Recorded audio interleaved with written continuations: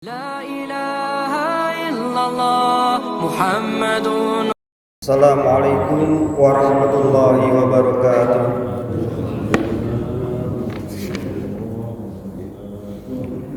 Alhamdulillahilladzi arsala rasulahu bil huda wa dinil haqq liyudhhirahu 'ala dini kulli wa kafa billahi shahida. Asyhadu an la ilaha illallah wahdahu la syarika lah wa asyhadu anna Muhammadan 'abduhu wa rasuluhu la nabiyya ba'dah. Allahumma shalli wa sallim ala sayyidina Muhammadin wa ala alihi wa sahbihi ajma'in. Subhanaka la ilma lana illa ma 'allamtana innaka antal alimul hakim. La haula wa la quwwata illa billahil aliyyil azim. Amma ba'du. Bapak Ibu jamaah subhanallah, saya lanjut baca syarah dan terjemah kitab Riyadhus Shalihin. Hari ini kita masuk bab mengenai sujud syukur. Hadis yang pertama, An Sa'di ibni Abi Waqqas radhiyallahu anhu qala kharajna ma'a Rasulillah sallallahu alaihi wasallam min Makkatin nuridul Madinah falamma kunna qariban min azwara nazala thumma rafa'a yadayhi fada'allaha sa'a thumma kharra sajidan famakatha tawilan thumma qama farafa'a yadayhi sa'atan thumma kharra sajidan fa'alahu thalathan wa qala inni sa'altu rabbi wa syafa'tu li ummati fa'atani thulutha ummati fakharirtu sajidan li rabbi syukran thumma rafa'tu ra'si fasa'altu rabbi li ummati fa'atani thulutha ummati fakharirtu sajidan li rabbi syukran thumma rafa'tu ra'si fasa'altu rabbi li ummati fa'atani thuluthal akhir fakharirtu sajidan li rabbi. Rawahu Abu Dawud. Sa'ad bin Abi Waqqas radhiyallahu anhu berkata, kami bersama-sama dengan Rasulullah SAW berangkat dari Mekah menuju Madinah. Ketika hampir sampai di Azwara, beliau turun, lalu mengangkat kedua tangannya dan berdoa sejenak kepada Allah, lalu sujud. Beliau melakukannya 3 kali.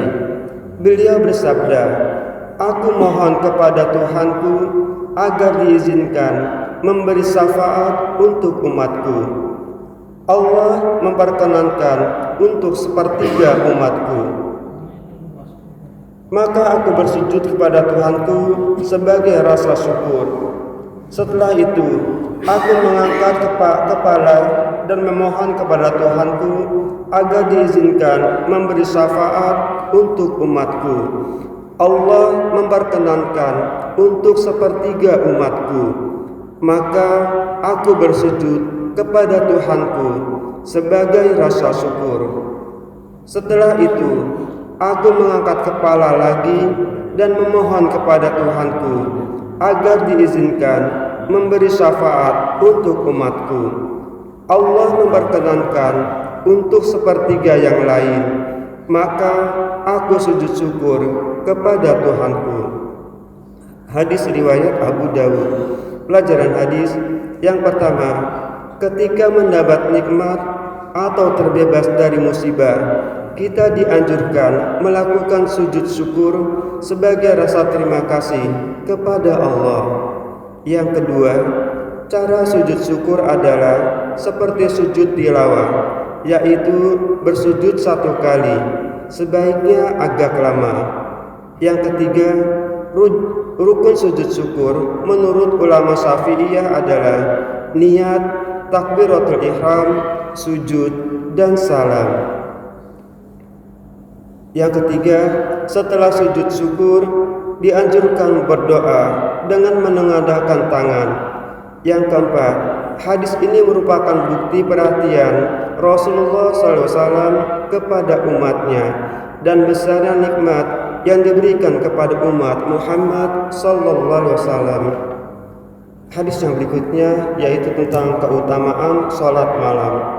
Hadis yang pertama, wa an Aisyah radhiyallahu anha qalat kana Nabi sallallahu alaihi wasallam yaqumu minal lail hatta tatafattara qadama faqultu lahu lima tasna'u hadza ya Rasulullah wa qad ghufira laka ma taqaddama min dzambik wa ma ta'akhkhar qala afala akunu 'abdan syakuran muttafaqun alaih. Aisyah radhiyallahu anha berkata, Nabi sallallahu alaihi wasallam melakukan salat malam hingga dua telapak kaki beliau pecah-pecah. Aku berkata kepada beliau, untuk apakah engkau berbuat ini, wahai Rasulullah? Padahal dosa-dosamu yang telah lalu dan yang akan datang sudah diampuni. Rasulullah SAW bersabda, tidak bolehkah aku menjadi hamba yang banyak bersyukur? Hadis muttafaqun alaih. Pelajaran hadis, sebagai umat Muhammad SAW sudah seharusnya kita mencontoh Rasulullah SAW yang mengisi malam harinya dengan sholat dan ibadah. Yang kedua, sholat malam adalah bukti kuat syukur seorang hamba kepada Tuhannya. Karena bangun di tengah malam untuk sholat bukanlah pekerjaan yang ringan. Hadis yang kedua, wa an Ali radhiyallahu anhu anna Nabiy sallallahu alaihi wasallam tarakahu wa Fatimah lailan faqala ala tusalliyan muttafaqun alaih. Ali radhiyallahu anhu berkata, pada suatu malam Nabi sallallahu alaihi wasallam mengetuk pintu rumahnya lalu bersabda, apa kalian tidak ingin sholat? Hadis muttafaqun alaih. Pelajaran hadis, kita dianjurkan membangunkan keluarga atau teman untuk melakukan sholat malam dan menjelaskan keutamaan sholat malam. Hadis yang ketiga, wa an Salim ibni Abdullah ibni Umar ibni Al-Khattab radhiyallahu anhum an abihi anna Rasulullah sallallahu alaihi wasallam qala ni'mar rajul Abdullah law kana yusalli minal lail qala Salimun fa kana Abdullah ba'da dzalika la yanamu minal lail illa qalila muttafaqun alaih. Salim bin Abdullah bin Umar bin Khattab radhiyallahu anhu menceritakan dari ayahnya bahwa Rasulullah SAW bersabda, sebaik-baik orang adalah Abdullah seandainya ia melakukan sholat malam. Salim berkata, sesudah itu Abdullah tidak tidur malam kecuali hanya sebentar. Hadis muttafaqun alaih. Pelajaran hadis, sholat malam merupakan tingkat kesempurnaan iman seseorang. Hadis ini menjelaskan bagaimana para sahabat berlomba-lomba untuk mencapai kesempurnaan iman. Abdullah bin Umar memiliki kelebihan dan keutamaan.